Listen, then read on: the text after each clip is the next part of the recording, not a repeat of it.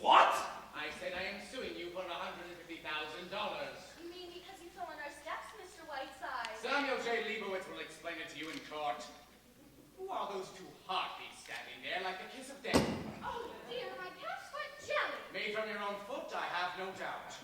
And, young man, you may approach.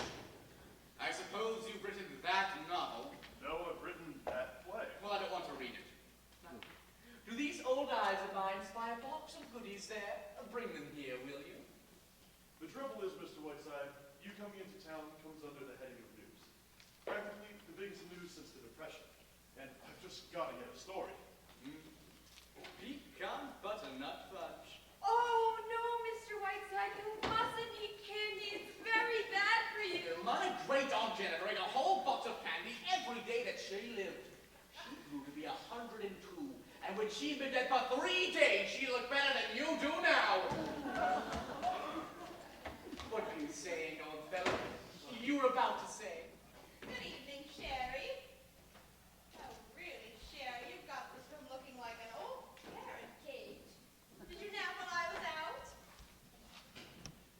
What's the matter, dear? Can't run away with your tongue? Oh, don't look at me with those great cow eyes, you sex-ridden hag. Where have you been all afternoon? Alley-catting around with Bert Jefferson? Sherry, Bert read to me his play this afternoon. It's superb. Oh, it isn't just that play written by a newspaper man. It's superb. It just cries out for Cornell. I want you to read it tonight. Oh, will you read it tonight, Sherry, and will you send it to her? No, I will not read it tonight or any other night.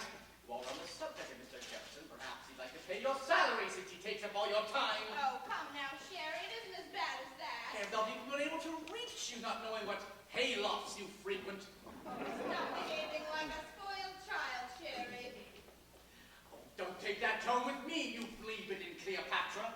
I am sick and tired of your speaking out like a lovesick high school girl every time my back is turned. Well, Sherry, I'm afraid you hit the nail on the head. Well, stop acting like Zazu Pitts and explain yourself. I'll make it quick, Sherry. I'm in love. Nonsense. This is merely delayed puberty. I'm afraid this is it.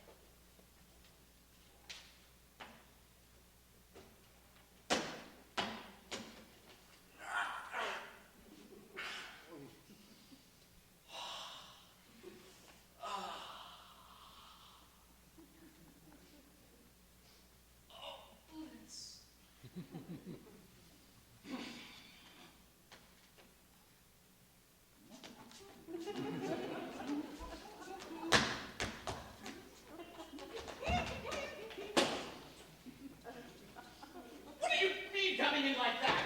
Don't you know better to knock when someone's in a room? But I wasn't coming in. I was coming out. You're in this room now, aren't you, Miss Breen? Yes, I am. Therefore, you came in. Hereafter, please knock. Faces. Bert, for goodness sakes, will Just 1 moment, Jefferson, if you please. You said you saw Mr. Carlton in a telephone booth at the station. Certainly was. I thought he'd never come out. I'm making the damnedest faces for about 5 minutes or so. Bert, my boy, I have a feeling I will love the Jefferson special. Make me a double one, will you? My headache is gone with the wind. Okay. Philo Vance is now at work.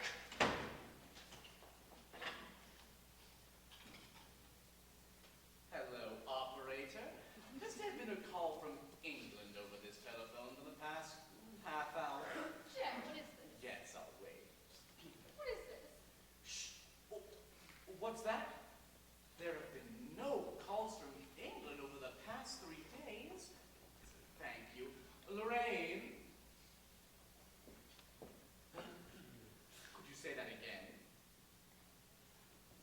Did you hear that? Thank you, operator, and a very Merry Christmas to you. Goodbye. Sherry, what's this mean? My dear, you have just played the greatest love scene of your career with your old friend and co-star, Beverly Carlton. That's not true. It's like Cedric. What do you mean? I mean, my blossom, that was Beverly you poured out your girlish heart to, not